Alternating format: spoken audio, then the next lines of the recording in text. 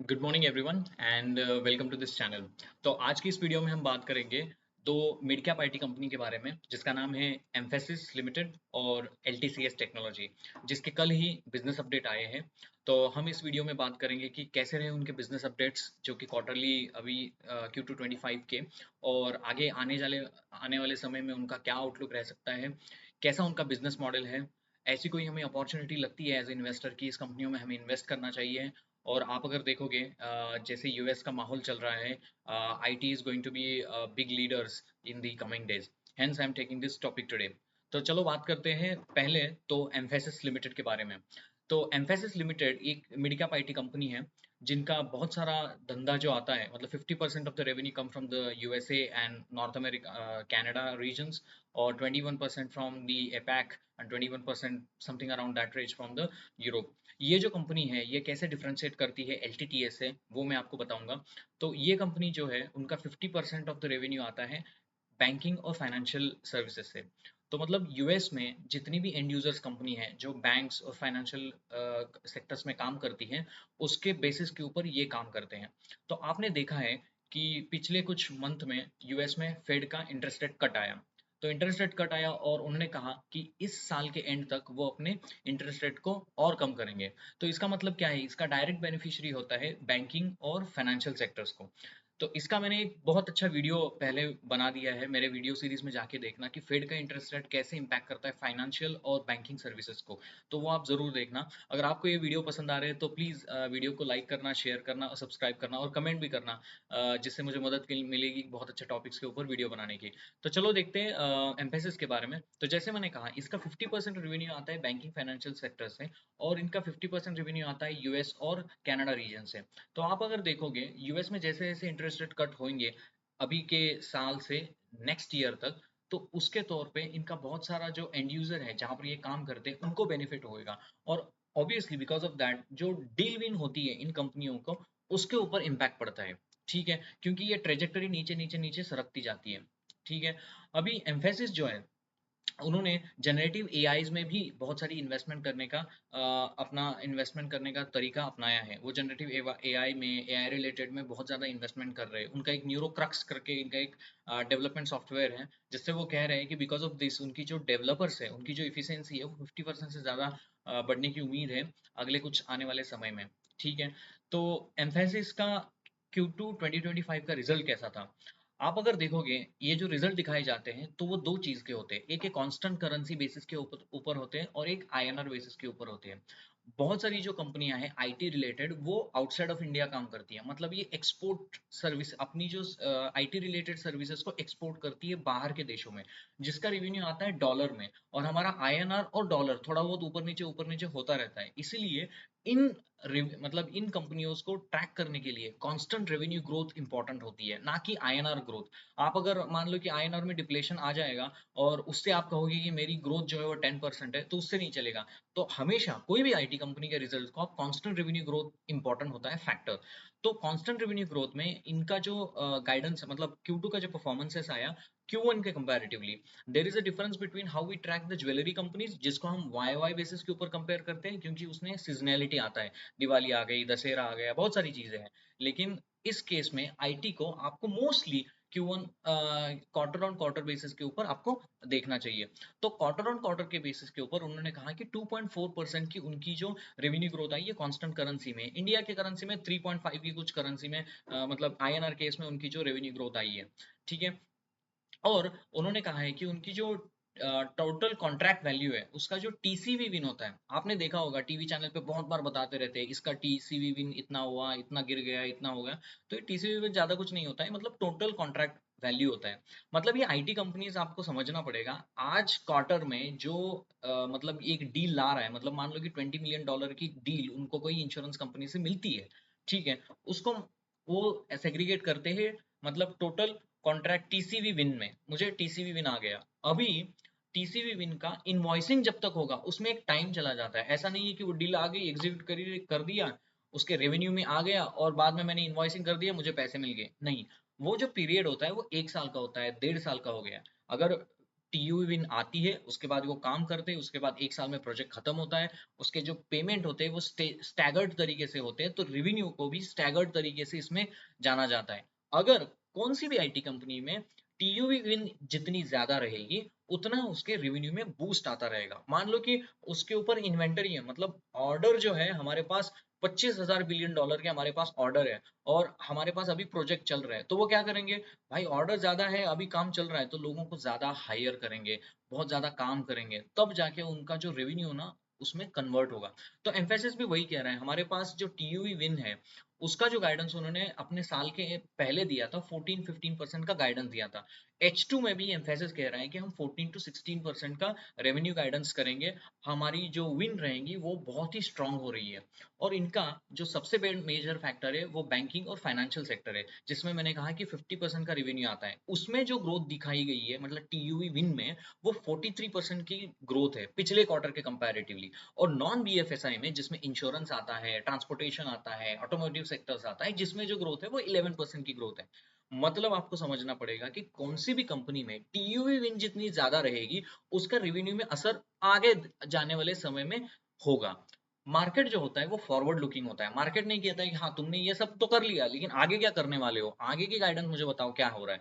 अगर कोई कंपनी बोलती है मेरे पास टीयूवी है 25,000 बिलियन डॉलर का, ना कि एम्फेसिस में, जिन जनरल बता रहा हूँ, अगर टीयूवी उनके पास ज्यादा होती है तो ऑब्वियसली मार्केट उसको बहुत अच्छी तरीके से लाइक करता है। इसीलिए आपने देखा होगा आज सुबह के मार्केट में, मार्केट जो था, एम्फेसिस 3.5% ऊपर खुला था, वहां से थोड़ी गिरावट आ गई बिकॉज ऑफ निफ्टी थोड़ा उधर गिरता है। तो कोई भी चीज को आपको इस तरीके से समझना पड़ेगा। ये हुआ टीयूई के बारे में। आपने देखा 43% की ग्रोथ आ रही है क्वार्टर ऑन क्वार्टर के बेसिस के ऊपर, वहां पर 11% की है नॉन बीएफएसआई में। और इनका कहना है कि because of the rate cuts is happening in USA, हमारे इंड यूजर को फायदा हो रहा है, जिनसे हमें बिजनेस आता है हमारे पास, उसमें मतलब मॉर्गेज सेगमेंट में उन्हें अपटिक दिख रहा है। उनके अपने प्रेजेंटेशन, इन्वेस्टर प्रेजेंटेशन में उन्होंने कहा है कि मॉर्गेज सेगमेंट जो है वहां पर हमें बहुत ही अच्छी टेलविंड नजर आएगी आगे आने वाले समय में। तो मार्केट को यही पसंद है कि भाई आगे का बताओ कि मुझे क्या चल रहा है तुम्हारे सेक्टर में, तुम्हारी कंपनी किस तरीके से अडॉप्ट करने वाली है, ये मुझे बताओ। और आप अगर देखोगे उनका ईबिटा लेवल जो था वो भी 4% से बढ़ा है।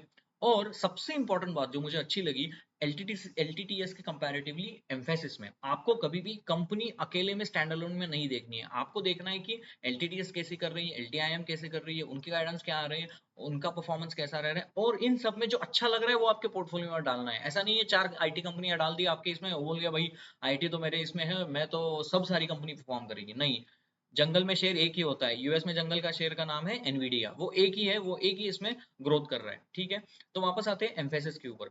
तो एम्फेसिस में उन्होंने अपने इसमें कहा है कि हमारी रोबोस्ट ग्रोथ आगे H2 में रहेगी 14 to 16%, और मार्जिन जो था वो उनका स्टैंड रहा है, मतलब 15.1% का लास्ट टाइम मार्जिन था, थोड़ा बड़ा है 15.6 से। मार्जिन का क्या इंपैक्ट होता है, आप बोलोगे प्रशांत यार इन्वेस्टर मतलब इस आईटी कंपनियों में, देखो कोई भी चीज अगर मार्जिन घटा के आप बेचोगे ना, तो ऑब्वियसली इसका इम्पैक्ट ना ईपीएस के ऊपर आता है। ईपीएस आरओई से लिंक है, और आरओई से तुम लोग लिंक हो, मतलब जितना आरओई गिर जाएगा, उतना आप लोगों को परेशानी है, स्टॉक का परफॉर्मेंस गिर जाता है। आरओई डिपेंडेंट है ईपीएस के ऊपर, ईपीएस मतलब अर्निंग पर शेयर, ईपीएस किस पे डिपेंड है, नेट प्रॉफिट के ऊपर।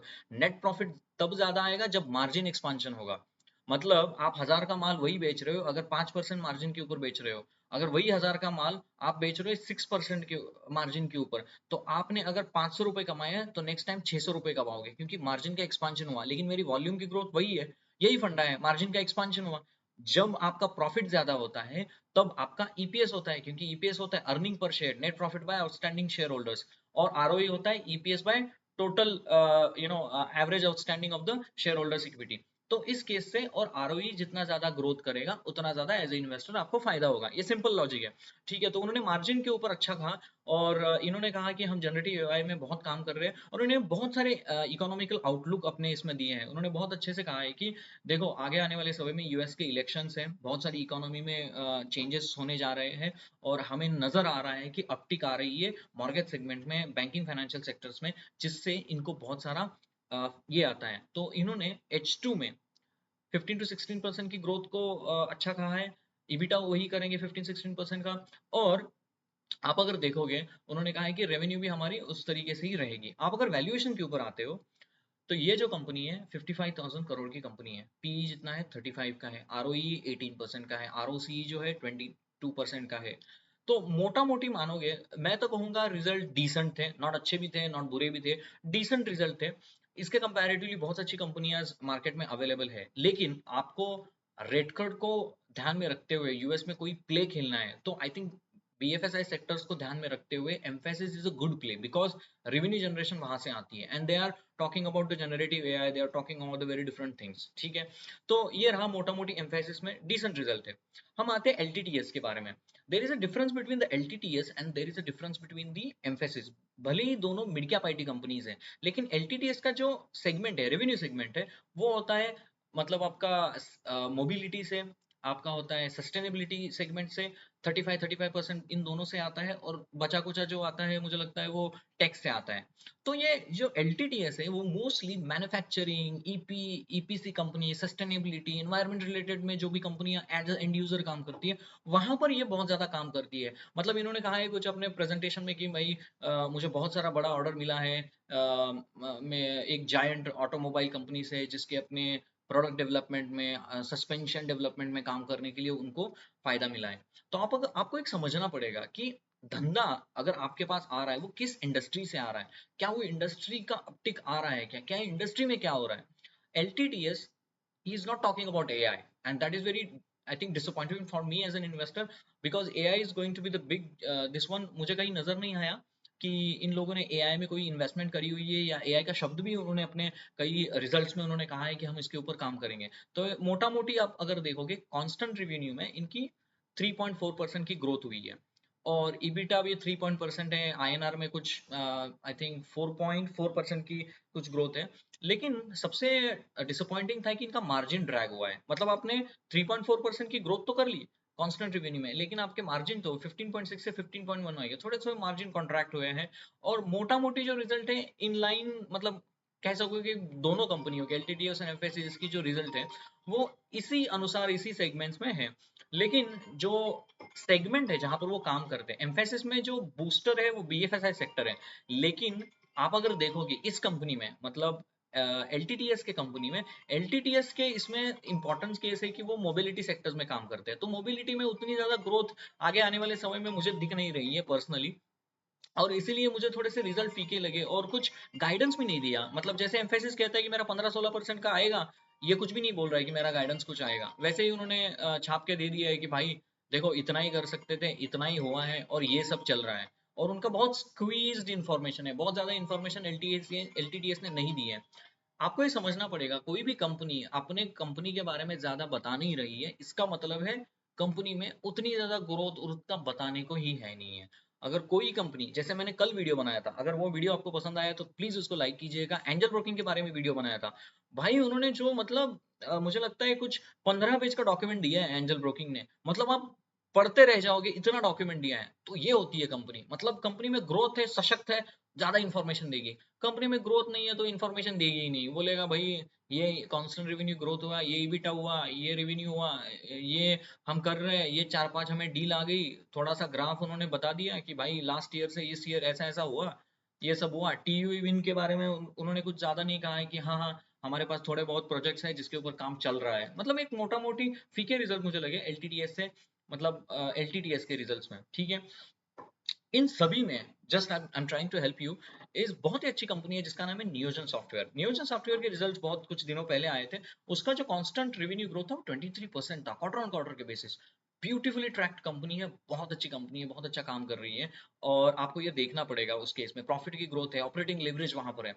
So that is a better play. Persistent system, मतलब अभी तो रिजल्ट आए आए हैं, but persistent system is a better play in the mid cap company. 1 lakh crore की मार्केट कैप की कंपनी है। आप उसके प्रेजेंटेशंस में या कॉन कॉल में जाके देखो, the way the Anand Deshpande is telling to their investor is phenomenal. So कभी भी कंपनी को आइसोलेशन में नहीं देखना चाहिए, पीयर कंपैरिजन में देखना चाहिए, ये कंपनी क्या करती है, कंपनी में क्या हो रहा है, कंपनी के गाइडेंस में क्या आ रहा है। अभी मैं थोड़ा सा आऊंगा एलटीटीएस के बारे में, आप बोलोगे कुछ नहीं बोला, लेकिन मोबिलिटी में 35% है, सस्टेनेबिलिटी में 30% का काम कर दिया, टेक जो है 34 है, नॉर्थ अमेरिका से वैसे ही 52, यूरोप 18, वो सेम ही है। तो मोटा मोटी हाँ, इन्होंने कहा है कि अभी ये इंजीनियर टू ऑर्डर और कॉन्फ़िगर टू ऑर्डर इस कैटेगरी में काम कर रहे हैं। जो ईपीसी में काम करने वाले लोग हैं, इनको वो ज़्यादा मालूम होगा ईटीओ सीटीओ का क्या होता है। मतलब ये बोल रहे हैं कि हमारा अभी 2-3 लार्ज प्रोडक्ट ऑर्डर हमारे ड्यू है इस सेगमेंट में। हम थोड़ा-सा इसको अपलिफ्ट कर रहे हैं और आगे आने वाले समय में मोबिलिटी सेगमेंट में उन्होंने कुछ लार्ज 2-3 ऑर्डर विन किए हैं, लेकिन उन्होंने नाम नहीं बताया किससे विन किए हैं, वो इम्पोर्टेंट है। तो मोबिलिटी सेक्टर्स में उन्होंने कहा है कि 2-3 ऑर्डर विन किए हैं, सेम इन सस्टेनेबिलिटी सेक्टर्स में, लेकिन मोटा-मोटी ये नहीं कहा है कि गाइडेंस नहीं दिया है। That is the drawback for the LTTS मुझे लगा, ठीक है? अगर आपको ये वीडियो पसंद आया हो, तो प्लीज़ इस वीडियो को लाइक करना, शेयर करना और सब्सक्राइब करना। और have a nice day ahead and मिलते हैं नेक्स्ट वीडियो में। Thank you very much.